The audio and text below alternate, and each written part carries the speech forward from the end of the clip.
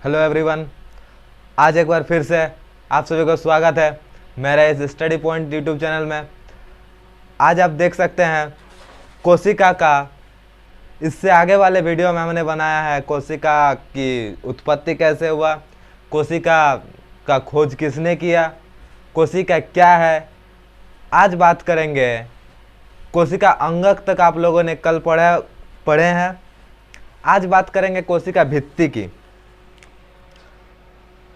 पादप कोशिका में पाए जाने वाला कोशिका भित्ति की बात करेंगे आज, कि कोशिका भित्ति है क्या चीज।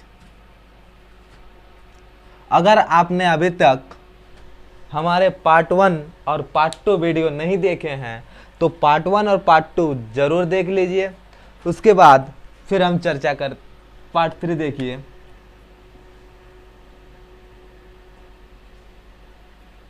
कोशिका भित्ति यानी इसे इंग्लिश में कहा जाए सेल वॉल। Cell wall. तो कोशिका भित्ति क्या है? तो ये कोशिका भित्ति है, यह पादप कोशिका में पाए जाने वाला सबसे बाहरी परत को कोशिका भित्ति कहते हैं। पादप कोशिका ये कहां पाया जाता है? पादप में। कहां पर पाया जाता है? पादप कोशिका में। ठीक, पादप कोशिका में पाया जाता है। कोशिका के सबसे बाहरी आवरण को कहते हैं कोशिका भित्ति। ये जो है यह बना होता है सेल्यूलोज के। सेल्यूलोज का बना होता है। ये किसका बना होता है? सेल्यूलोज। सेल्यूलोज एक जटिल पदार्थ है जो दृढ़ता प्रदान करता है। इसका काम होता है कोशिका को दृढ़ता प्रदान करना। यानी कोशिका, ये जो हमारे तुलना में मानव शरीर या जंतु शरीर के तुलना में पादप थोड़े से मजबूत होते हैं या नहीं? पादप मजबूत होते हैं ना। जैसे कि पेड़ पौधा लकड़ी ये सब क्या होता है? मजबूत होता है। लेकिन जंतु कोशिका क्या होता है? थोड़ा सा हल्का होता है, मुलायम होता है। तो ये जो मजबूत होता है, मजबूत इसी के कारण होता है, कोशिका भित्ति के कारण, जो कि सेल्यूलोज के बना होता है। सेल्यूलोज एक बहुत ही कठोर पदार्थ है। क्या है? एक कठोर पदार्थ है जो कोशिका को दृढ़ता प्रदान करता है, यानी सख्त दृढ़ता प्रदान करता है, कठोरता प्रदान करता है। ठीक है, तो सेल्यूलोज के बारे में पता चल गया कि सेल्यूलोज किसे कहते हैं, पादप कोशिका भित्ति किसे कहते हैं। तो पादप कोशिका में पाए जाने वाले सबसे बाहरी आवरण को कोशिका भित्ति कहते हैं। और इसका कार्य क्या होगा? दृढ़ता। कोशिका को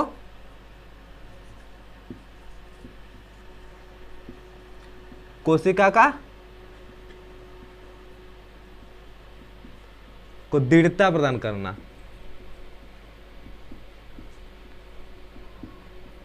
कार्य भी पता चल गया कि इसका दृढ़ता प्रदान करने का काम करता है, और इसका कार्य कोशिका को हो गया।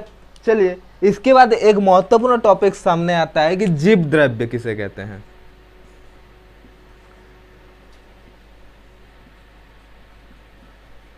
जीव द्रव्य किसे कहते हैं? तो ये जो जीव द्रव्य है ना, तो जीव द्रव्य का मतलब होता है कि कोशिका द्रव्य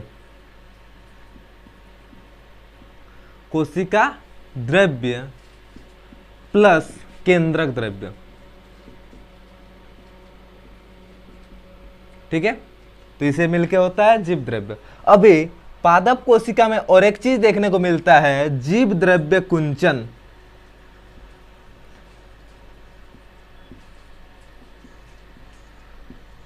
जीव द्रव्य कुंचन बहुत ही इंपॉर्टेंट टॉपिक है कि जीव द्रव्य कुंचन। तो अगर पादप कोशिका में कभी जल की कमी हो जाए, जल कम हो जाए, तो उसमें कोशिका सिकुड़ जाती है। कोशिका कम हो जाएगा, जल अगर इस तरीके से नीचे गिर जाएगा, जल का लेवल अगर नीचे गिर जाए तो कोशिका सिकुड़ जाता है। तो कोशिका सिकुड़ जाता है, इसे सिकुड़ने को ही कहते हैं जीव द्रव्य। ठीक है, चलिए क्लियर है। इसके बाद अभी बात करते हैं केंद्रक के बारे में।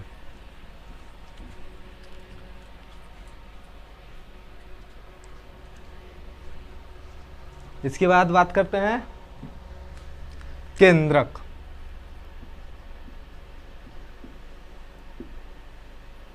तो केंद्रक है क्या चीज? अभी तो आया है ना सामने कि कोशिका इस तरीके से है, इसमें इसको तो हम लोग कहते हैं कोशिका झिल्ली या प्लाज्मा झिल्ली, कोशिका झिल्ली। इसके बाद वाला अंदर जो द्रव्य पाया जाता है इस तरीके से, इसको तो कहते हैं कोशिका द्रव्य।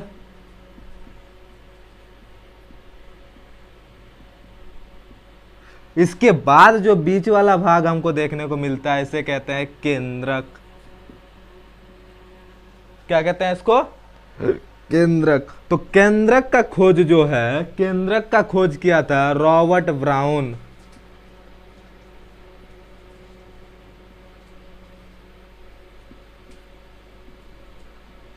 रॉबर्ट ब्राउन, खोज किसने किया? Robert brown. कब किया? 1835 ईस्वी में। ठीक है, कोशिका का खोज, केंद्रक का खोज किसने किया? रॉबर्ट ब्राउन, 1835 ईस्वी में। अभी आज डिटेल्स में चर्चा करते हैं कि केंद्रक है क्या चीज। तो केंद्रक, केंद्रक जो है कोशिका का सबसे सजीव भाग, कोशिका का सजीव भाग, सजीव भाग को कहते हैं केंद्रक। यानी पूरे कोशिका का जो सजीव भाग है, यानी बीच वाला जो भाग है, केंद्र, केंद्र यानी मिडिल पार्ट, तो उसी को कहते हैं केंद्रक। कोशिका का सजीव भाग को क्या कहते हैं? केंद्रक। ठीक है, अब बात करते हैं, ये केंद्रक का खोज तो हो गया, केंद्रक है। अब केंद्रक के बीच कुछ पाया जाता है। केंद्रक को अगर बड़ा से देखें तो इस प्रकार से एक चीज देखने को मिलता है, जिसमें एक दोहरी परत देखने को मिलती है इस जगह पर। इसको अगर माइक्रोस्कोप से बड़ा कर दिया जाए तो उसे इस तरीके से कुछ देखने को मिलता है। यहाँ धागेनुमा संरचना, इसे दोहरी परत,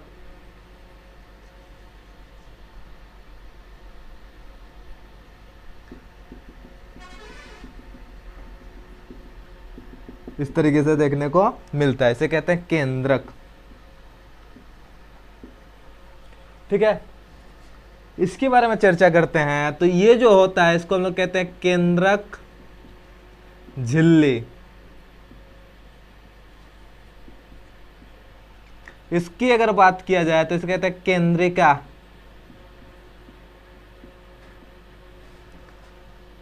इसकी अगर बात किया जाए तो यह है केंद्रक रंध्र।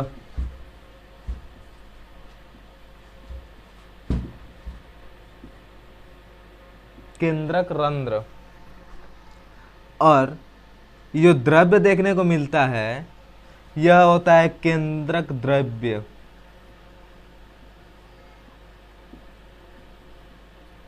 इसके बाद ये जो धागेनुमा संरचना देखने को मिल रहा है इसे कहते हैं गुणसूत्र।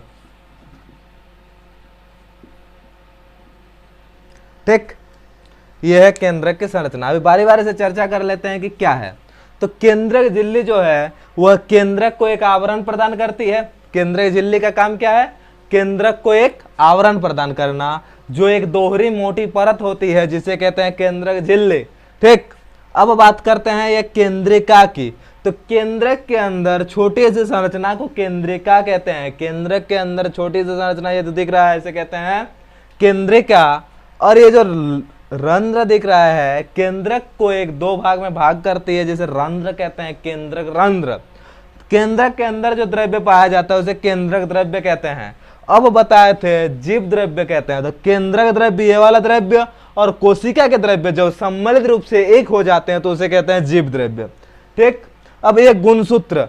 तो गुणसूत्र जो है कोशिका के कार्यात्मक भाग, कोशिका के कार्यात्मक भाग को कहते हैं गुणसूत्र। गुणसूत्र जो है वह बना होता है क्रोमोटिन पदार्थ से। गुणसूत्र किससे बना होता है? क्रोमोटिन पदार्थ से। क्रोमोटिन पदार्थ से। जब कोशिका विभाजन होना प्रारंभ हो जाता है तो ये दिखाई देता है बहुत ही अच्छी तरीके से। ये तो ऐसे तो 2 मीटर तक होता है। ये कितना होता है? इसकी लंबाई 2 मीटर। लेकिन जब कोशिका विभाजन होने लगता है तब ये जो है यह मोटी हो जाती है और हमें देखने को मिलता है। ठीक है, गुणसूत्र क्रोमोटिन पदार्थ है, क्रोमोटिन पदार्थ है। कोशिका विभाजन के समय मोटी हो जाती है और हमें दिखाई पड़ता है। ठीक है, ये जो क्रोमोटिन पदार्थ है यह अब दो चीज से बना होता है, एक को कहते हैं डीएनए और दूसरे को कहते हैं आरएनए। डीएनए यानी डीऑक्सीराइबोन्यूक्लिक एसिड, आरएनए यानी राइबोन्यूक्लिक एसिड। ठीक है, डीएनए और आरएनए का काम क्या होता है, तो डीएनए जो है, ये क्वेश्चन एग्जाम में आता है कि डीएनए का फुल फॉर्म क्या होता है, तो डीएनए का होता है डीऑक्सी राइबो न्यूक्लिक एसिड।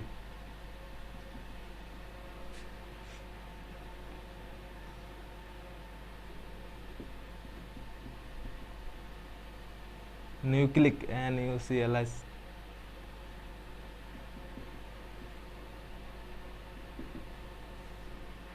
और आरएनए होता है